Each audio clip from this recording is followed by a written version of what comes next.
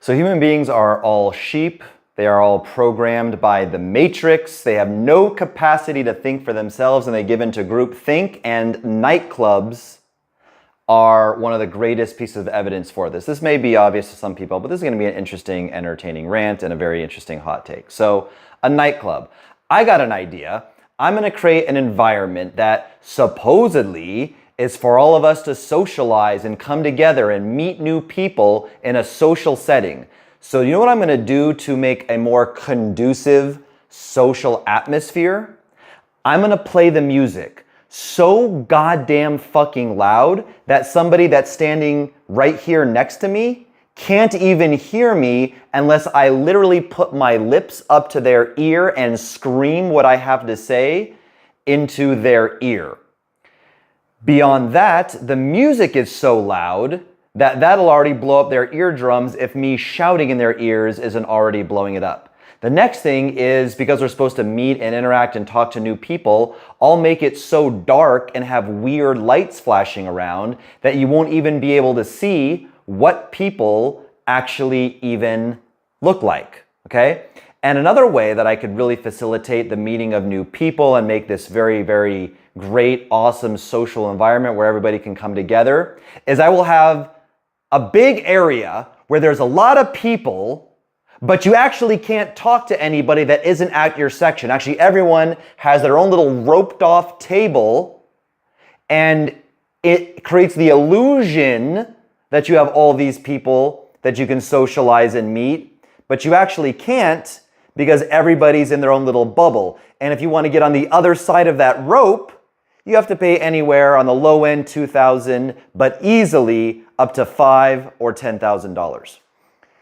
I have seen a lot of shit vary across societies. Okay, I've been to something like 75 cities across maybe 25-ish countries, something like that by now. I have seen drastically different attitudes in terms of everything. The way people talk, the way people dress, hygiene, their moral values, political values. In some places, people believe that if you just chop off your penis and decide that you're a woman one day, then that makes you a woman. In some places, 90% of the attractive women are prostitutes. In other places, they think prostitution is disgusting.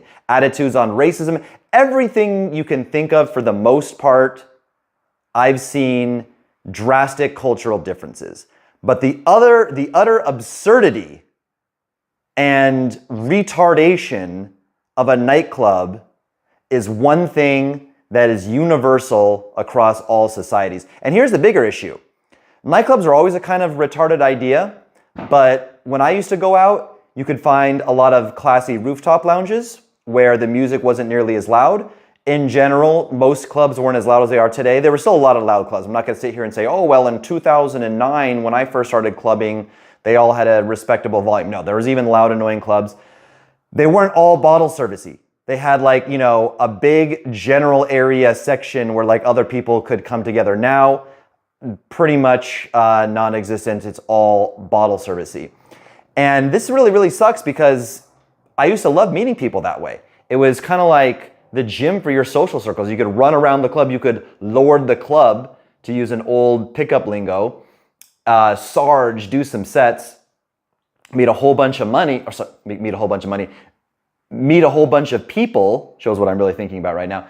Meet a whole bunch of people and really cram like a PhD in terms of your social skills into like, you know, a year and a half of going out to nightclubs in Los Angeles, New York, Miami, LA, Las Vegas, etc., all these places. You could cram like a damn near like lifetime of like social skills building in a small period of time. But now it is not that way. It is all bottle servicey. They're all really, really loud, and they don't really have these other, and people aren't out to social. People are all living on their phones.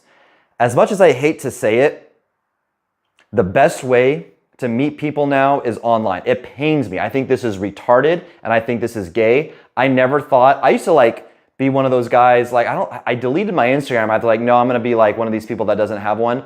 I saw it as a necessary evil and eventually, gave into it. Got on Instagram a little bit. Like I had one when like it first came out, or when it first got popular in like 2012, 2013. And then I deleted it in like 2017 or 2018 because I thought this shit was gay. And then I remade one in like, 2019, 2020 time. And then since then I've been obsessed with it. And if you guys are not new here, you already know this. If you are new here, I'll make it, I'll say it quickly because some of you may not know, but I threw these massive penthouse parties in the city I was living at the time in Colombia, in Medellin, and dated a lot of girls, and everything was from social media. Like a lot of my best friends, a lot of guys that I make content with, other creators, guys that have 100K followers and above, we met through like cold, DM. Even just cool guys that are like just friends of mine. I would go to a new city, and I have ways to do this, right? I'm not going to get into it. I'm not going to like jump into my computer and just like show you exactly how I find, the coolest guys to hang out with when I get to a new city. But I can go pretty much anywhere. Like I was randomly in Fortaleza, Brazil. I had a social circle out there.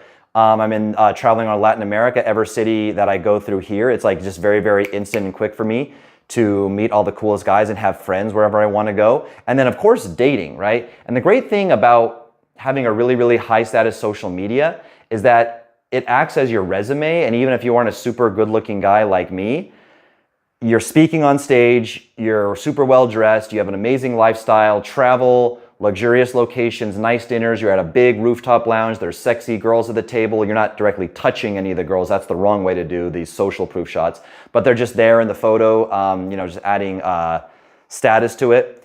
It does all the talking for you. Funny videos, funny charismatic videos, you telling interesting stories. These go a very, very long way in terms of a girl piquing her curiosity. If I just cold randomly follow like 20 to 25 hot girls, pretty much in any city, even in a tough city, like let's say, some city in America, anywhere from at the very, very low end, 15%, as high as in some places, 35 to 40%, are going to instantly follow back. That means I can now DM them and I'm going to go straight to their inbox. I don't have to deal with the hidden requests folder. So whether it's for networking, like, some financial end to it, some type of business thing, you want to meet other real estate investors in your city, you want to make other cool guy friends, you're just tired of working in your little box that you've rented, your little glass box on the 17th floor, and you work remotely, whatever, you want to meet more people. And then of course for dating, it's, I hate to say it, it's all about social media presence. It does the work for you. I've talked about this a lot, and I'm going to bring this back for a limited time. Go to my Instagram, which is RedbeardRants1. Okay, there is a link in the description of this video, RedbeardRants1. Probably better just click the description and find the link there, and message me the word audit, AUDIT, audit. One more time, audit.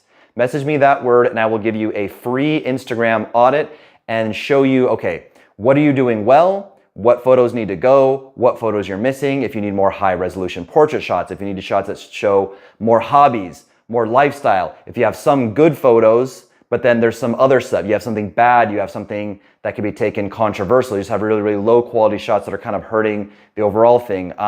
Whatever it is, okay?